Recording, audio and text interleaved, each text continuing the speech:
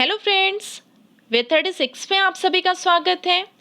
आज फिर से आप सभी के सामने एक बहुत ही महत्वपूर्ण वीडियो लेकर के आई हूँ। आज हम छत्तीसगढ़ में ब्रिटिश अधीन छत्तीसगढ़ के बारे में बात करने वाले हैं कि कैसे जो है छत्तीसगढ़ ब्रिटिशर्स के अधीन होता है या ब्रिटिश अधीन होने के बाद कौन कौन से परिवर्तन होते हैं, कौन सी गतिविधियां होती हैं। इन सभी चीज़ों के बारे में आज हम डिटेल में देखने वाले हैं, जो कि आपके प्रारंभिक और मुख्य परीक्षा दोनों ही दृष्टिकोण से बहुत ही ज़्यादा महत्वपूर्ण है। तो चलिए फ्रेंड्स, बात करते हैं कि आज हम क्या पढ़ने वाले हैं। तो फ्रेंड्स, ब्रिटिश अधीन छत्तीसगढ़ के बारे में यदि हम बात करें तो जैसे कि आप लोगों को पता है कि छत्तीसगढ़ के जो अंतिम मराठा शासक थे वो थे आपके रघुजी तृतीय की मृत्यु होती है फ्रेंड्स 1853 में। तो फ्रेंड्स, उनकी मृत्यु होने के पश्चात क्या होता है कि नागपुर क्षेत्र जो है वो लॉर्ड डलहौजी की हड़प नीति के तहत 13 मार्च 1854 को विलित हो जाता है। मतलब कि नागपुर क्षेत्र जो है वो किस में विलित होता है? ब्रिटिश साम्राज्य में विलित हो जाता है।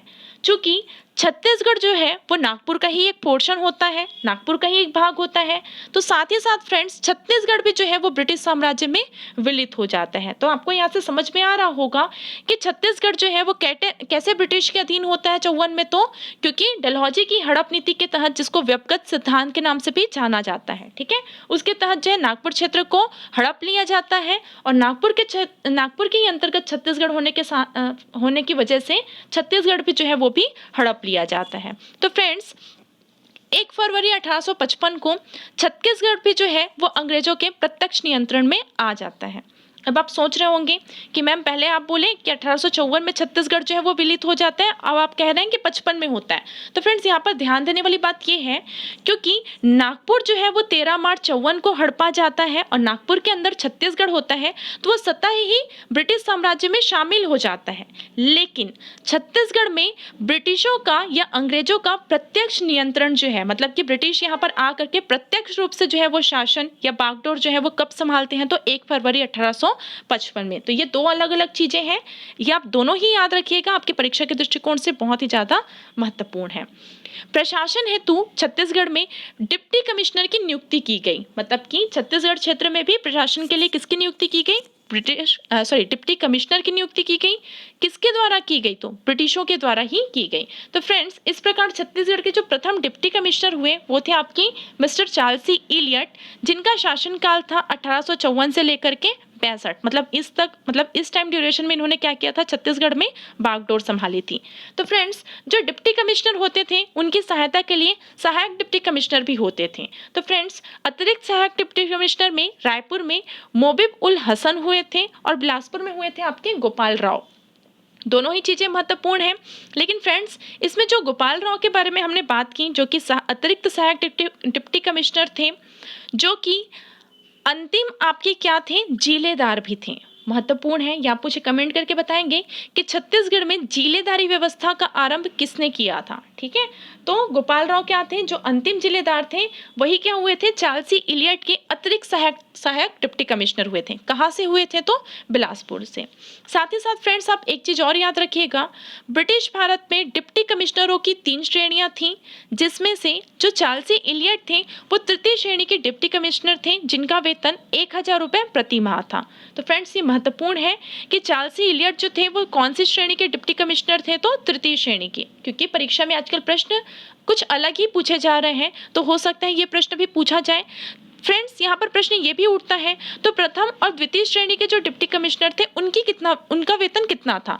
तो फ्रेंड्स, जो प्रथम श्रेणी के जो डिप्टी कमिश्नर होते थे उनका वेतन 1500 रुपये प्रति माह होता था। द्वितीय श्रेणी के डिप्टी कमिश्नर का वेतन 1200 रुपये प्रति माह होता था और तृतीय श्रेणी के डिप्टी कमिश्नर का वेतन 1000 रुपये प्रति माह था। तो चार्ल्स सी इलियट जो थे वो कौन सी श्रेणी के थे? तो तृतीय श्रेणी के थे। ठीक है, चलिए आगे देखते हैं। सबसे पहले हम बात करते हैं कि ब्रिटिश काल में कौन कौन से प्रशासनिक कार्य, प्रशासनिक परिवर्तन जो है वो छत्तीसगढ़ में हुए थे। तो पहले हम एक ओवरव्यू देखते हैं, उसके बाद हम उसको डिटेल में देखेंगे कि क्या क्या हुए थे। सबसे पहले फ्रेंड्स, छत्तीसगढ़ में तहसीलदारी व्यवस्था का आरंभ हुआ था 1854 में। उसके बाद नागपुरी रुपया को बंद कर कंपनी के सिक्के जारी किए गए थे। मतलब कि जो मराठों ने नागपुरी रुपया का प्रचलन चालू किया था, अंग्रेजों ने आकर के उसे बंद किया और ब्रिटिश सिक्के या कंपनी के सिक्के चालू किए थे। कब किए थे? तो 1855 में। इसके अलावा फ्रेंड्स, प्रदेश में पुलिस मैनुअल लागू हुआ था 58 में। डाकघर व्यवस्था हुआ था या पोस्टमास्टर की नियुक्ति हुई थी 1858 में। छत्तीसगढ़ में जिलेदारी व्यवस्था का आरंभ हुआ था 61 में। छत्तीसगढ़ में कमिश्नरी या संभागीय व्यवस्था का आरंभ हुआ था 1862 में। साथ ही साथ फ्रेंड्स, प्रदेश में आपराधिक जनजाति अधिनियम बहुत ही ज्यादा महत्वपूर्ण है, ये परीक्षा में पूछा भी जा चुका है कि छत्तीसगढ़ में आपराधिक जनजाति अधिनियम जो है वो कब लागू किया गया था, तो 1871 में। इसके अलावा फ्रेंड्स, छत्तीसगढ़ संभाग का पुनर्गठन हुआ था 1905 में। ये सभी एक्टिविटीज जो है अब हम डिटेल में देखने वाले हैं कि कब कब क्या क्या हुआ था। तो चलिए सबसे पहले बात करते हैं तहसीलदारी व्यवस्था। छत्तीसगढ़ में तहसीलदारी व्यवस्था कब से प्रारंभ हुई, तो 1854 में प्रारंभ हुई। तो फ्रेंड्स, जो आपके प्रथम डिप्टी कमिश्नर थे चार्ल्स सी इलियट, उन्होंने 1854 में तहसीलदारी व्यवस्था आरंभ की। जैसे आपको यहाँ पर ये तो समझ में आया कि तहसीलदारी व्यवस्था चालू कब हुई, 1854 में। किसने चालू की, तो चार्ल्स सी इलियट ने चालू की, जो कि कौन थे, हमारे प्रथम डिप्टी कमिश्नर थे, छत्तीसगढ़ के प्रथम डिप्टी कमिश्नर थे। ठीक है, इन्होंने फ्रेंड्स तहसीलों में तहसीलदार व नायब तहसीलदार की नियुक्ति की, मतलब कि तहसील के लिए तहसीलदारों की नियुक्ति हुई और तहसील के अंतर्गत जो परगना हुआ करते थे उसके लिए नायब तहसीलदारों की नियुक्ति की गई। फ्रेंड्स, तहसीलदारों को इन्होंने दीवानी और फौजदारी दोनों ही अधिकार प्रदान किए, मतलब कि तहसीलदार को दो प्रकार के अधिकार प्राप्त थे, एक तो थी दीवानी और दूसरी थी फौजदारी। ये आप मुझे कमेंट करके बताइएगा कि दीवानी और फौजदारी अधिकार क्या होते हैं। ठीक है, इसके अलावा फ्रेंड्स, क्योंकि तहसीलदारी व्यवस्था चालू हुई तो कुछ तहसीलों का निर्माण भी होगा, तो तहसीलदारी व्यवस्था के साथ ही साथ छत्तीसगढ़ में 3 तहसीलों का निर्माण हुआ। एक तो था आपका रायपुर, रतनपुर और धमतरी। तो बहुत ही ज्यादा महत्वपूर्ण है। छत्तीसगढ़ के प्रथम 3 तहसील कौन है, तो रायपुर, रतनपुर और धमतरी। फ्रेंड्स, इन 3 के बाद में जो क्या हुआ, 1 फरवरी 1857 को धमधा और नवागढ़ तहसील बनाए गए, मतलब बाद में फिर से 2 तहसील बनाए गए। कौन कौन से थे, एक तो था धमधा और दूसरा था आपका नवागढ़।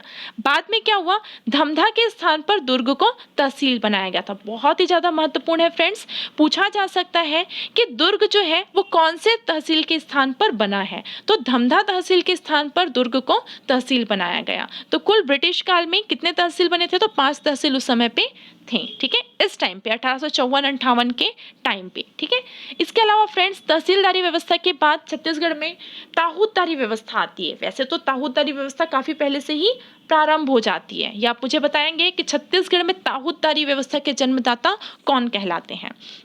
तो फ्रेंड्स, ब्रिटिश के टाइम पे क्या था, मतलब ब्रिटिशर्स के समय पे ताहूतदारी व्यवस्था भी यथावत थी, जिसमें से 1858 में जो आपके चार्ल्स सी इलियट थे, उन्होंने ताहूतदारी व्यवस्था मतलब प्रथा को मतलब उस समय भी प्रचलित थी और इसके तहत उन्होंने 3 ताहूत बनवाए थे। एक तो था सिहावा, दूसरा खल्लारी और तीसरा संजारी। ये 3 ताहूत जो है वो किसने बनवाया था, तो चार्ल्स सी इलियट ने बनवाया था। कब बनवाया था, तो 1858 में। फ्रेंड्स, ताहूतदारी व्यवस्था क्या होती थी, ऐसी भूमि जो ऊसर या त्याज है, मतलब कि जो बंजर भूमि या त्याग भूमि जिसको किसी ने मतलब कि त्याग दिया है, उसको स्थानीय प्रभावशाली लोगों की सहायता से कृषि भूमि में परिवर्तित करने का लक्ष्य था। मतलब ऐसी भूमि जो बंजर भूमि हो या किसी के द्वारा त्यागी गई भूमि हो, उसको ऐसे व्यक्ति जो प्रभावशाली व्यक्ति हो या धनी व्यक्ति, उनके सहयोग से कृषि भूमि में परिवर्तित करना ही क्या थी, ताहूतदारी व्यवस्था थी। ठीक है, ताहूतदार ना तो जमींदार होते थे और ना ही गौटिया होते। महत्वपूर्ण है फ्रेंड्स, परीक्षा में पूछा जा सकता था कि ताहूतदार कौन होते थे, तो ताहूतदार ना तो जमींदार होते थे और ना ही गौटिया होते थे और ना ही ताहूतदारी मतलब ये जो ताहूतदार जो पद था वो लोकप्रिय हो पाया। ठीक है, तो फ्रेंड्स, ताहूतदारी प्रथा के बारे में बात हो रही है तो हम ये भी देख लेते हैं कि छत्तीसगढ़ में कौन कौन से ताहूत बने थे। तो फ्रेंड्स, याद रखिएगा, छत्तीसगढ़ के जो पहले 2 ताहूत हैं वो है लोरमी और तरेंगा, जो कि ब्रिटिश अधीक्षक सैंडिस के कार्यकाल में बना था। उसके अलावा सिरपुर और लवंग जो बाद में बने जो आपके ताहूत थे, ये लगभग आपके 1843 और 48 के आसपास बने थे। इसको रघुजी तृतीय ने बनवाया था। और बाद में जो 3 ताहूत बने थे 1858 में, सिहावा, खल्लारी और संजारी, ये किसने बनवाया था, तो चार्ल्स सी इलियट ने। तो कुल मिलाकर छत्तीसगढ़ में कितने ताहूत हुए थे, तो 7 ताहूत हुए थे। ये सातों आपको ध्यान में रखना है। फ्रेंड्स, ताहूतदारी व्यवस्था की बात आई तो हम ये देखते हैं कि ताहूतदारी प्रथा को जारी रखा जाए या समाप्त किया जाए, इस पर मतभेद था। क्या मतभेद था, किनके मध्य मतभेद था, ये सभी चीज़ों के बारे में हम बात कर लेते हैं। ठीक है, तो फ्रेंड्स जो जेम्स प्राइड चिशोम थे जो कि बिलासपुर के बंदोबस्त अधिकारी थे, वो इसके पक्ष में थे मतलब कि वो चाहते थे कि ताहूतदारी प्रथा जो है वो जारी रहे। ठीक है, और इनके अंतर्गत ना फ्रेंड्स 2 ताहूत थे, लोरमी और तरेंगा। तो महत्वपूर्ण है कि बिलासपुर के बंदोबस्त अधिकारी कौन थे, तो चिशोम थे, और इसके अंतर्गत कितने ताहूत आते थे, तो 2 ताहूत आते थे, लोरमी और तरेंगा, और ये ताहूतदारी प्रथा के पक्ष में थे। विपक्ष में कौन थे, तो मिस्टर हैविट जो थे फ्रेंड्स वो रायपुर के बंदोबस्त अधिकारी थे, और वे जो है इस संस्था को समाप्त करने के पक्ष में थे। फ्रेंड्स हैविट के अंतर्गत 5 ताहूत आते थे, सिरपुर, लवंग, सिहावा, खल्लारी और संजारी। तो याद रखिएगा, चिशोम के अंतर्गत 2 ही आते थे, लोरमी और तरेंगा, और हैविट के अंतर्गत कितने आते थे, 3 आते थे, सिरपुर, लवंग, सिहावा, खल्लारी और संजारी। फ्रेंड्स हैविट ने ताहूतदारों की निंदा की और उन्होंने रायपुर में स्थित जितने भी ताहूत थे, मतलब ये 5 ताहूत थे, उनको समाप्त कर दिया था। लेकिन फ्रेंड्स रायपुर के तो ताहूत समाप्त हो गए थे, लेकिन बिलासपुर जिले में जो स्थित ताहूत थे वो 1950 तक बने रहे थे। मतलब कि 1950 तक छत्तीसगढ़ में ताहूतदारी व्यवस्था जो थी वो प्रचलित ही थी। फ्रेंड्स ताहूतदारी व्यवस्था से संबंधित एक और चीज है, मतलब ये तो ताहूतदारी व्यवस्था थी, ऐसे ही एक और व्यवस्था थी, लाखा बाटा। ये क्या प्रथा थी, छत्तीसगढ़ में लाखा बाटा एक अनोखी प्रथा विद्यमान थी। भू लगान का जो निर्धारण गौटिया और किसानों के मध्य अंतिम सोपान के रूप में होता था। फ्रेंड्स पहले तो ये समझ लेते हैं कि लाखा बाटा प्रथा होती क्या थी। फ्रेंड्स लाखा बाटा प्रथा में क्या होता था, जो आपके गौटिया होते थे वो क्या करते थे, अपना कृषि भूमि जो होते थे किसानों को कृषि कार्य के लिए दिया करते थे। तो फ्रेंड्स क्या होता था, हर भूमि एक समान नहीं होती थी, कुछ किसानों को अच्छी भूमि मिलती थी, कुछ किसानों को थोड़ी सी कम कृषि योग्य भूमि मिलती थी। लेकिन उसी कम कृषि योग्य या अच्छी भूमि का जो डिफरेंस था उसे बदलने के लिए उन्होंने क्या किया, लाखा बाटा प्रथा लाया। लाखा बाटा प्रथा एक प्रकार का खेत अदला बदली की प्रथा है। मतलब कि यदि एक बार किसी किसान को अच्छी खेत अगर कृषि के लिए मिल रही है और किसी को अगर बुरी खेत मिल रही है, तो अगले साल जो है ये खेत अदला बदली कर दिया जाएगा। मतलब कि दूसरे किसानों को भी लाखा बाटा प्रथा के तहत जो है वो मौका दिया जाएगा। मतलब कि खेत अदला बदली की प्रथा ही क्या थी, लाखा बाटा प्रथा थी। तो फ्रेंड्स 11 अप्रैल 1868 को जेम्स प्राइड चिशोम ने लिखा है कि छत्तीसगढ़ में खेत बदलने की जो प्रथा है वो निसंदेह प्राचीन काल से है। इसके चालू रहने के 2 कारण इन्होंने बताए हैं। मतलब कि इन्होंने लाखा बाटा प्रथा का पक्ष लिया है कि ये मतलब ये प्रथा अच्छी है और इसको चालू रहना चाहिए। कौन कौन से 2 कारण बताएं, तो पहला कारण तो था बारी बारी से अच्छे उपजाऊ खेत का उपभोग हर किसान कर सके। मतलब कि हर किसान को अच्छे खेत में खेती करने का अधिकार है। और दूसरा, मालगुजार गौटिया को यह अधिकार था कि वह नए किसानों को अपने कृषि क्षेत्र में कृषि उत्पादन में हाथ बटाने के लिए आमंत्रित करें। मतलब कि मालगुजार और गौटिया को भी यह अधिकार था कि वह नए किसान को क्या करे, वो कार्य दें, है ना, या हाथ बटाने का मौका दें। मतलब कि ये प्रथा जो थी वो बहुत अच्छी थी, जो कि प्राचीन काल में भी प्रचलित थी और वर्तमान में भी ये प्रचलित है। अभी भी जो है जिसे मतलब कि हर बार हर किसान को या अलग अलग किसान को मौका दिया जाता है कि आप भूमि पर कार्य कर सकते हैं या कृषि कार्य कर सकते हैं। चलिए फ्रेंड्स आगे बात करते हैं पुलिस व्यवस्था के बारे में। छत्तीसगढ़ में जो है वो पुलिस व्यवस्था 1856 में ही प्रारंभ हो चुकी थी। इस समय पे फ्रेंड्स छत्तीसगढ़ में 785 पुलिस बल को सम्मिलित किया गया था। मतलब कि 785 व्यक्तियों को पुलिस बल में सम्मिलित किया गया था। फ्रेंड्स छत्तीसगढ़ में पुलिस व्यवस्था के अंतर्गत 4 पुलिस विभाग जो है वो बनाए गए थे। महत्वपूर्ण है कौन कौन से 4 थे, तो पहला तो था आपका रायपुर तहसील, रतनपुर तहसील और धमतरी तहसील। ठीक है, इंपॉर्टेंट है कौन कौन से 4 पुलिस विभाग थे, तो रायपुर तहसील, धमतरी और रतनपुर तहसील। फ्रेंड्स तहसीलदारी क्षेत्र में 15 पुलिस थानों की व्यवस्था की गई थी। मतलब जो 15 जो थाने थे वो छोटे छोटे पुलिस थाने थे। तहसीलों में जो बड़े पुलिस विभाग हुआ करते थे जो 4 बड़े पुलिस विभाग हुआ करते थे और तहसीलों में 15 पुलिस थानों की व्यवस्था की गई थी। फ्रेंड्स इसके अलावा 1858 में पुलिस मैनुअल लागू किया गया था। फ्रेंड्स 1858 में ही पुलिस मैनुअल क्यों लागू किया गया, क्योंकि 1858 के 1 वर्ष पूर्व मतलब 1857 में छत्तीसगढ़ में या पूरे भारत में 1857 की क्रांति हुई थी। जिसमें बहुत सारी अलग अलग एक्टिविटीज़ हुई थी, बहुत सारे ऐसे संघर्ष या युद्ध हुए थे जो नहीं होना चाहिए था। उन सभी चीज़ों को मद्देनज़र रखते हुए 1858 में छत्तीसगढ़ में एक पुलिस मैनुअल लागू किया गया, जिसमें बहुत सारे रूल्स और रेगुलेशन बनाए गए कि पुलिस विभाग को कौन कौन से कार्य करने होंगे या क्या नहीं करने होंगे, कौन उनके अधिकार क्षेत्र में होंगे। तो फ्रेंड्स, उसी के तहत ड्रेस, हथियार, ड्रिल और अनुशासन के संबंध में नियम बनाए गए। ठीक है फ्रेंड्स, कर्मचारी को मतलब कि जो भी पुलिस कर्मचारी जो हुआ करते थे, उनको वर्दी में रहने का अधिकार आदेश दिया गया कि आप जो है वो क्या करेंगे, यूनिफॉर्म में रहेंगे। साथ ही साथ निजी व्यवसाय की मनाही थी, मतलब कि जो पुलिस कर्मचारी होंगे वो निजी व्यवसाय नहीं कर पाएंगे। वह महिलाओं को थाना में रखने से भी मना किया गया था। तो फ्रेंड्स, ये कुछ एक्टिविटीज हुई थी पुलिस मैनुअल लागू होने के पश्चात।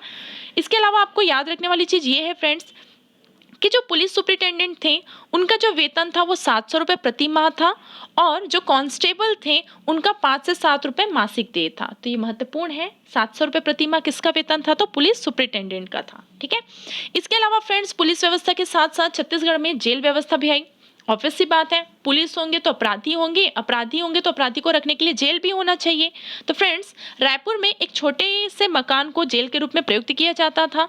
मतलब कि मकान इतना तो बड़ा होना चाहिए था जिसमें 200 कैदी को रख सकें। मतलब कि प्रारंभ में जब जेल व्यवस्था चालू हुई छत्तीसगढ़ में 1858 में, तब 200 कैदियों को रख सकने तक के लिए रायपुर में एक मकान को जेल के रूप में प्रयुक्त किया जाता था। ठीक है, 1 अप्रैल 58 को मतलब 1858 को कैदियों के लिए जेल में ही भोजन की व्यवस्था की गई। इससे पूर्व जो है उनको राशन दिया जाता था, मतलब कि इससे पहले जो है उनको राशन दिया जाता था, वे स्वयं जो है अपने भोजन की व्यवस्था करते थे या भोजन पका करके खाते थे।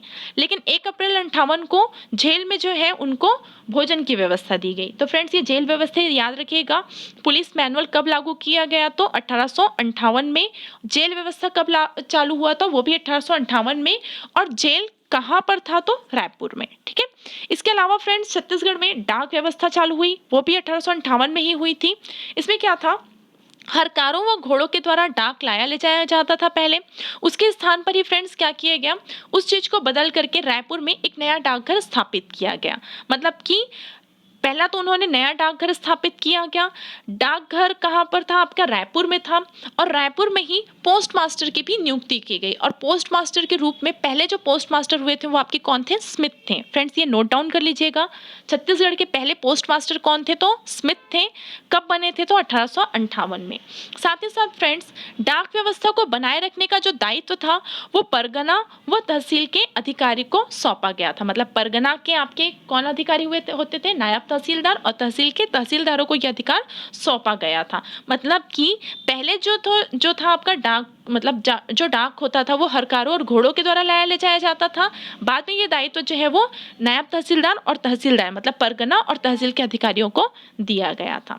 चलिए फ्रेंड्स, आगे बात करते हैं मध्य प्रांत का गठन कब हुआ था। तो फ्रेंड्स, जैसे कि आप सभी को पता है कि 1861 में मध्य प्रांत का गठन हुआ। क्या हुआ था, तो ब्रिटिश शासन के द्वारा नागपुर व उनके अधीनस्थ क्षेत्र को मिला करके, मतलब कि नागपुर, बरार, छत्तीसगढ़ वाला क्षेत्र, ये सभी क्षेत्र को मिला करके 2 नवंबर 1861 को मध्य प्रांत का गठन किया गया, और जिसका मुख्यालय क्या था, नागपुर था। तो फ्रेंड्स, महत्वपूर्ण है, मध्य प्रांत का गठन 2 नवंबर 1861 को हुआ और मध्य प्रांत का मुख्यालय क्या था, नागपुर था।